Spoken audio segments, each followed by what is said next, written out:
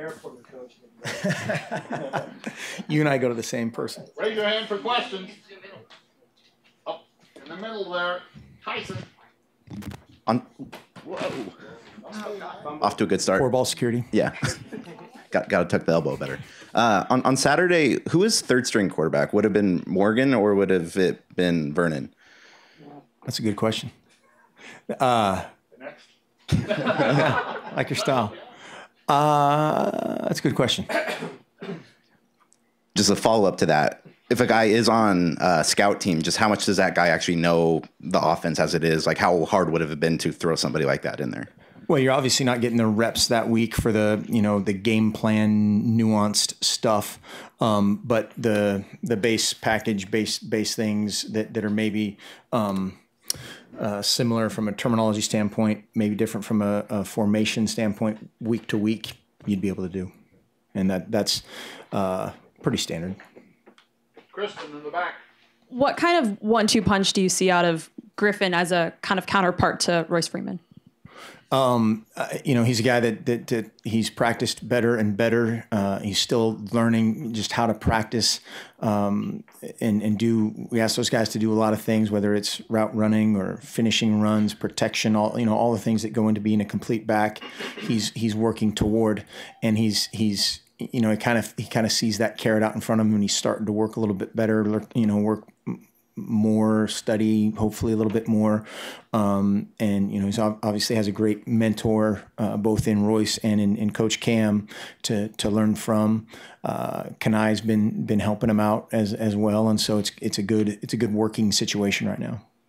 Rob Mosley to your left. How do you feel like you guys are tackling right now compared to, say, week 1, week 2? Better, but still not perfectly. I mean, I've said this before, and there's never been a football game without a missed tackle. That's one of the things people, are always complaining about, which is we love that. We love perfection, and we're chasing it like heck. But the position, the leverage that we've played with it's getting better. But you still have to get the guy on the ground. Aaron Fintress to your right. The pass defense has been pretty sketchy, especially against the two teams you face that spread it out and throw it a ton. You're facing another team like that this weekend. What kind of challenge does that possess for you guys? And do you think they've grown enough in the last couple of weeks to be prepared for this type of challenge? I do, and we'll find out. We're gonna. It's a different challenge. Similar, there's some route concepts that are similar from the other two groups that you talked about. But then there's some, a different trigger man, some different guys running the routes that are very talented guys with the ball in their hand. Kind of goes back to the tackling thing. Last year, we didn't tackle these guys very well. We had 4 guys within 1 yard of a receiver, and he gained 35 more yards, and that can't happen. That's one thing we've done better the last couple of weeks is getting more bodies to the ball. If that first guy does miss. And so it's all a part of doing your part, whether that's a pass rushing defensive end or the guy who's supposed to be deep half, do it great and rally to the ball. AJ to your left. Coach, DeForest Buckner has been great from game 1, every single game. But the defensive line has been improving. Talk about the guys that have been improving and how the line has been improving. Yeah, they played really well last week. Just to neutralize the run game was a big deal, and try to make Colorado as one-dimensional as possible, and try to force that issue with a 4-man rush or a 3-man rush was paramount in that game. And Alex Balducci played extremely well. Did instrumental in a bunch of things. Tui's practicing or playing better. Henry Mondu, who am I forgetting? I'm going to forget somebody here. Austin Malawat has done some really good things. He's still learning how to play with pad level. He's a smaller guy, but he tries to see in the backfield too much. But all those guys at times did big time things that are kind of go unseen. DeForest ate up a couple blocks for Tui or Henry Mondu ate up 2 blocks for Rodney Hardrick to have the sack fumble, and they're playing well, not perfectly, but well and better, and we're leaning on those guys a ton. Back frame in the middle. You got a lot of pressure with your front four, and Washington State, they get the ball out quick. Does that maybe put a bigger importance of getting your hands up opposed to getting a sack? Naturally, you'd like it, but yeah, and that's you look at Cal. Cal got after him in some of their extended pass game, whether it's if you're in the shotgun, three plus drop or whatever type of timing. So yeah, that's one of the adjustments you could see them making, whether it's run game, screen game, quick game, and that's where you're not going to necessarily get home, but you get a 6'7" guy putting his arms in the air. That's at least part of the, makes it a little bit harder. Aaron Fentress to your right. This is a little long-winded two-parter question. Bear with me. Okay. Coach Campbell said outside today that he doesn't care what style of running back he has. However, the past successes of this offense has really blossomed when you had guys like LaMichael, Kenyon, and DeAnthony, who are those quick guys who can take advantage of space mismatches and explode. Given the fact that Taj has demonstrated that, and the fact that the passing game has gone south without Vernon, and you guys only threw for 140 yards, I think, the other day, is it imperative to have a speed back like that who can compensate for not being able to use the receivers as much because you haven't been able to, and take advantage of the style of offense that has been so successful in the past with a speed guy? That wasn't that long-winded. You just said it quickly. Sorry. Very quickly.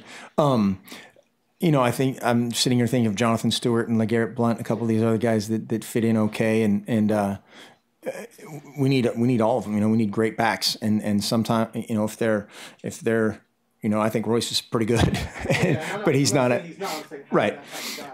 Sure, yeah, absolutely, and having Braylon Addison or Byron Marshall or Charles Nell, all those kind of complementary guys that can be breakout type of players. Devin Allen, Dwayne. Dwayne had some opportunities last week.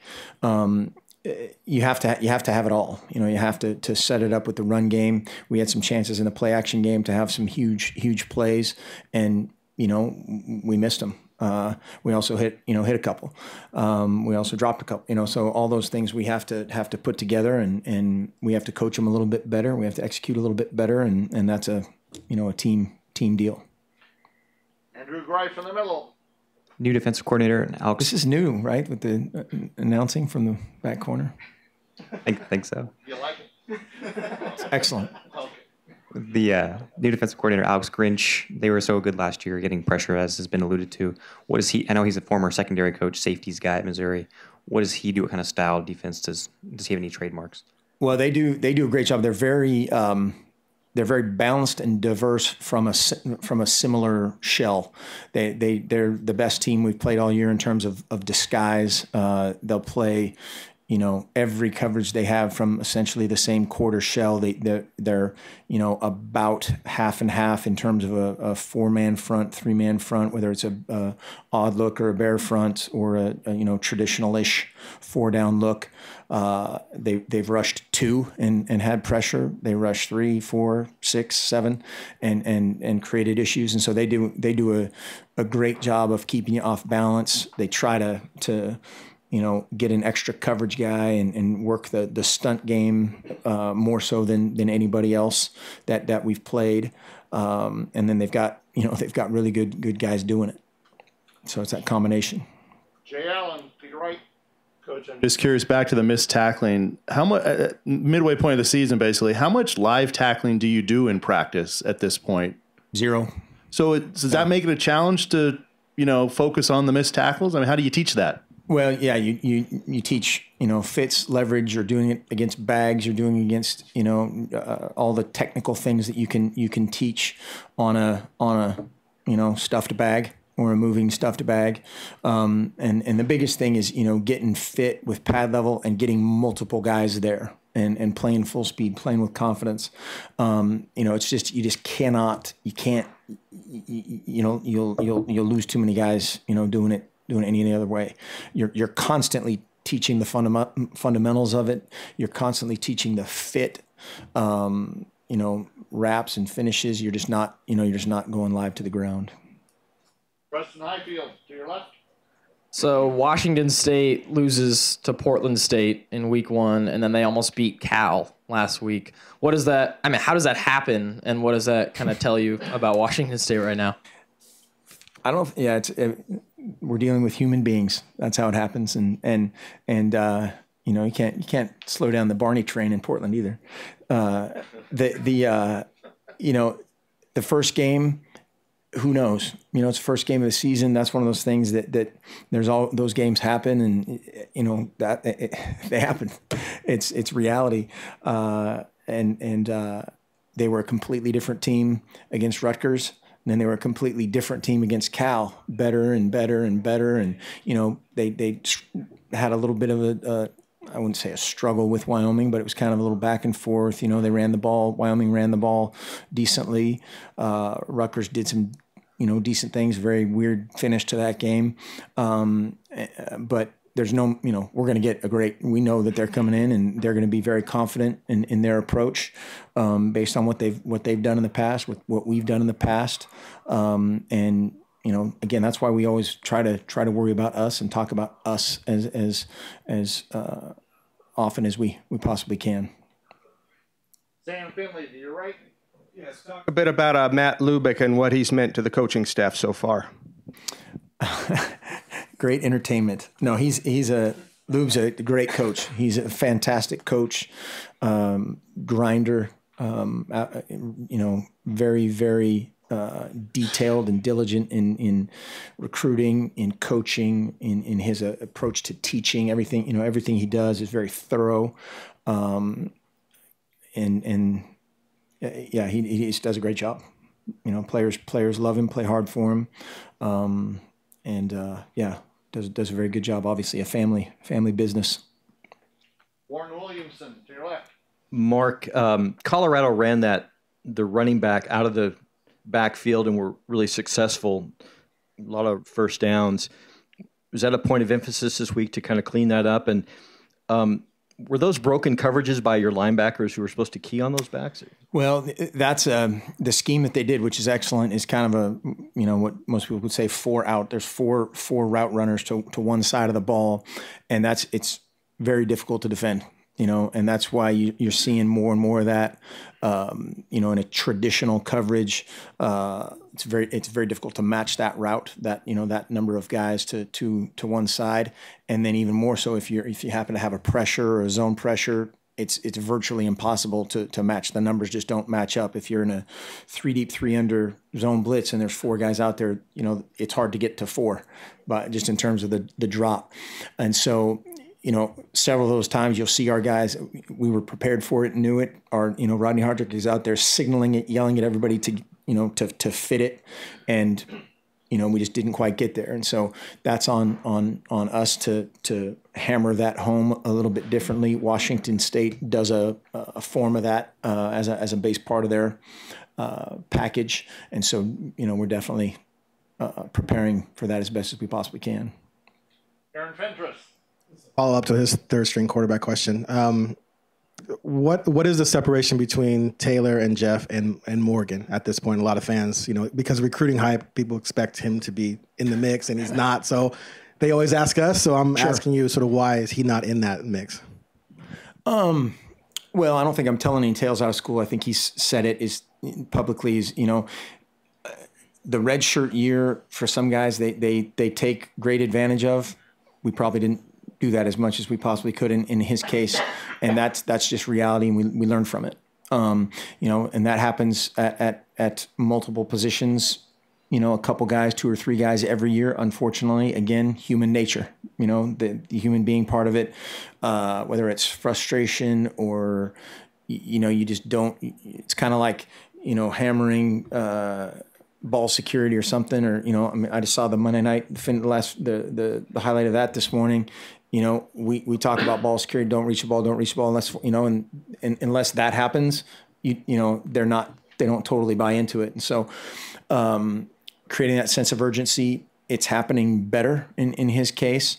I don't know. I don't want to put a number on it. I mean, it's significant. If it wasn't significant, then got the best guy to play. There's nothing, behind the scenes that's fishy of why. Yeah. He's just not there. For what? In terms of the entire offense, he's just not ready yet. He's just not operationally as good as the other guys. Right. It's simple as that at this point. And that doesn't mean that's forever by any stretch. Andrew Greif. This game last year was one where Matt Pearson got his first start, and I think Crosby may have gotten his first start, or at least a ton of action, and it obviously showed. Can you contrast where those two guys specifically, have come in the last year in terms of their comfort on the offensive line?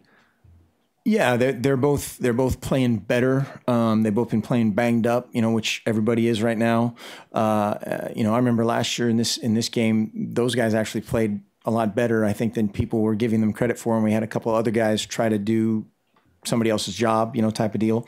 And so I think they're guys that we have total confidence in, total trust in, and still are pushing. Those guys haven't, especially Tyrell, hasn't played his best football yet as at his stage in his career. Again, total confidence in those guys. Jay Allen. Hey, Coach, on a lighter note, you mentioned the Barney train in Portland. I'm sure you've heard about the commercial where he says he's better looking than Dr. Helfrich. What? I haven't heard. Oh, you haven't heard about it? Okay. That's factually correct, but I haven't heard about this. I'm just curious, what's your relationship with him? I mean, do you know him very well, or do you have a relationship with him? I do have a relationship with him.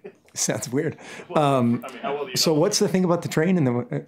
He talks about you, and he talks about Gary Anderson, and then at the end of the commercial, it's a spot for selling tickets, come out to the Vikings, and he says at the end, come to think of it, I am better looking than Dr. Helfrich. I've known him for a long time. I can't remember exactly where we first met. I think we ran into each other in recruiting or something, and have maintained a friendship through his various travels and a funny guy, really good coach, very, very smart football coach, very funny guy, as you guys may or may not know. And yeah, he has called me doctor for some reason. But you didn't know he was honorary. You didn't know he's claiming he's better looking than you running around. I did not know that. Now I'm mad. As you're winding down here, are you get short of it? Tyson Alger. Right.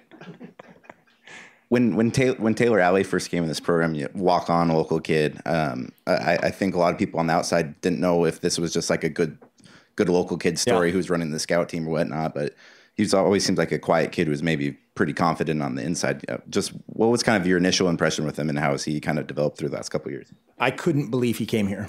I really couldn't. I mean, I thought I couldn't believe he didn't get a scholarship somewhere else. And it was one of those deals where we're kind of sitting around and, watching his film and you start to put together, whatever in your mind of, okay, that guy's going to end up at wherever, I don't want to name schools, but somewhere. And then, for whatever reason doesn't end up getting a scholarship. And, and that's what's so funny. I mean, think about, somebody had mentioned something last week about, how can a walk-on play, whatever. Aaron Rodgers didn't get a scholarship out of high school. And that's, everybody's sitting here now going, what a bunch of idiots. But, think about that. He didn't get one scholarship offer. And so you look, and I'm not comparing Taylor Alley to Aaron Rodgers, but the possibility of that, it happens. That's why there's junior college football or whatever happens with guys or guys develop. Marcus Mariota had one scholarship offer when we offered him a scholarship. So that's one scholarship away from being a walk-on in some ways. But Taylor was a guy that he ran around really well. He's tough. He's smart. He's got great intangibles and we have very, very high expectations of him. Is there a longer, his first fall here, is there a longer gaining your trust sort of period for a guy that didn't have any scholarships? Is there kind of a, let's figure out what was wrong with him that everyone passed him up sort of thing?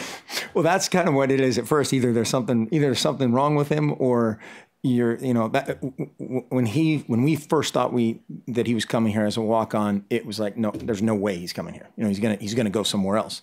And then when he says, that he was coming here, then it was like, wait a second, something, then it's the conspiracy theory. But absolutely not. When a guy shows up, he doesn't wear a different jersey, he doesn't wear different shoes, he doesn't wear anything. He's on our team.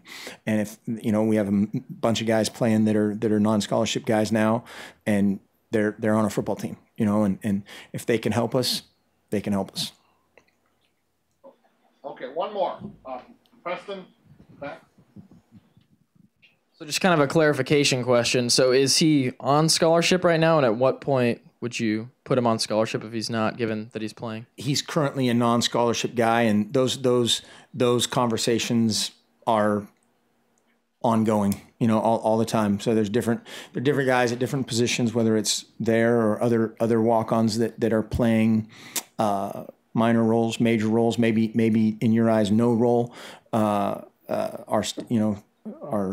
ongoing, I guess is the best way to describe that. Thank Any you. more Bruce Barnum questions? Okay. Sorry, Coach. No, I like it.